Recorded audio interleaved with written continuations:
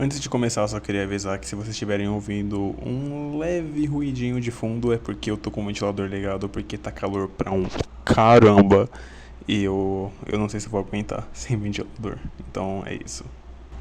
Rasmin Hotel é uma série animada que começou no YouTube, aí foi pra Amazon e tá todo mundo hypando, porque afinal a série é realmente muito boa, ela não tem nenhum erro, ela é 100% perfeita, não, ela tem muitos defeitos, como personagens mal desenvolvidos, um design de personagem meio peculiar e alguns outros detalhes que eu não me agradei muito assistindo. Então, como ela tá no hypezinho ainda, eu vou dar minha opinião sincera sobre ela, que não é uma opinião muito boa, sendo bem sincero. Mas relaxa que ao invés de só tacar hit gratuito na série, eu vou tentar explicar os meus pontos. E lembrando também que você pode ter uma opinião contrária à minha, tá tudo bem. Fora também que eu vou exagerar um pouquinho em algumas partes, né? Mas as minhas opiniões são realmente 100% verdadeiras. Dito isso, vamos lá. Bom, eu tive meu primeiro contato com Hasbin Hotel no ano passado, pois eu tinha começado a assistir Helluva Boss e me aprofundando um pouquinho nesse universo, eu acabei me deparando com um episódio piloto de Hasbin Hotel e eu achei que poderia ser uma boa, né, já que eu tava curtindo Helluva Boss, por que não dar uma chance pra Hasbin Hotel? Porém, eu me surpreendi achando o negócio meio memes.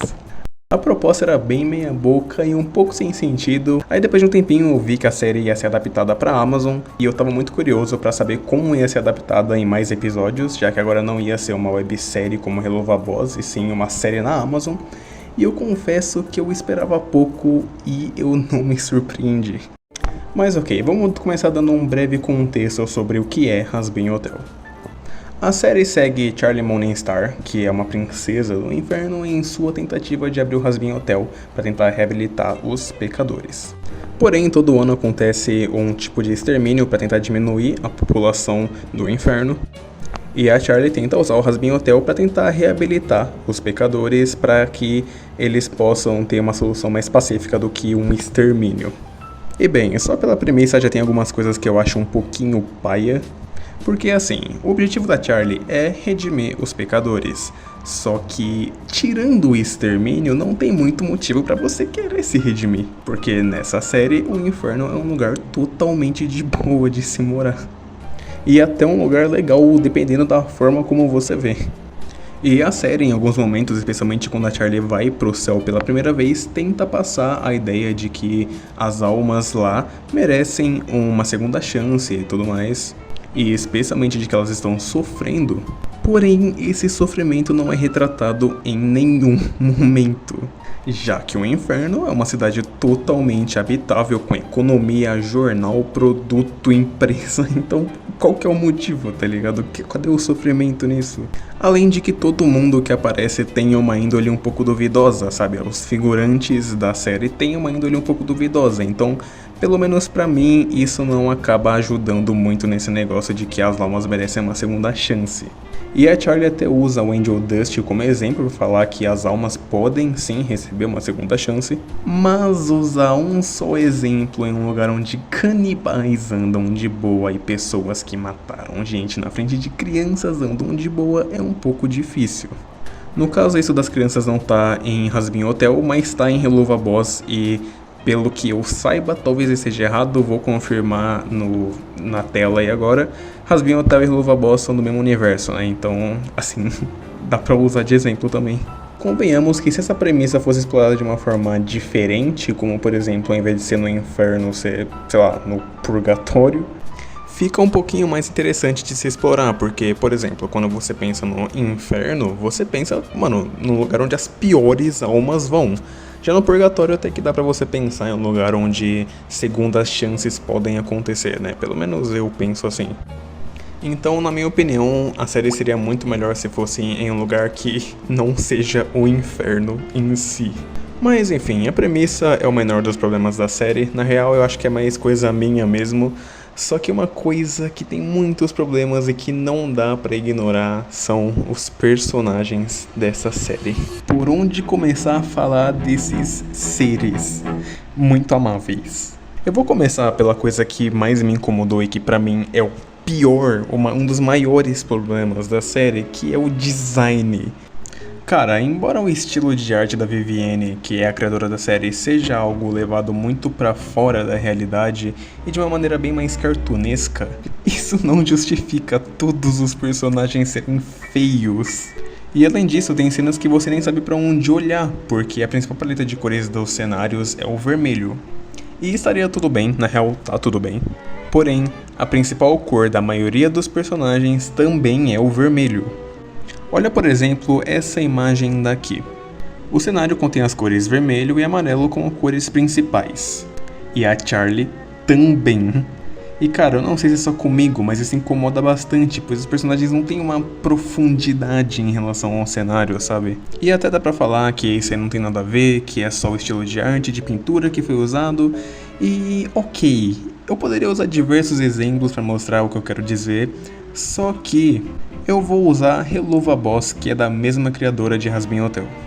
Em Helluva Boss, embora o design também seja um pouco caótico, e isso não dá nem pra mudar, é só o estilo da Vivzy que é estranho mesmo, ainda assim é possível notar profundidade e diferença de cores entre os personagens e o background, como por exemplo essa cena, ou a série toda.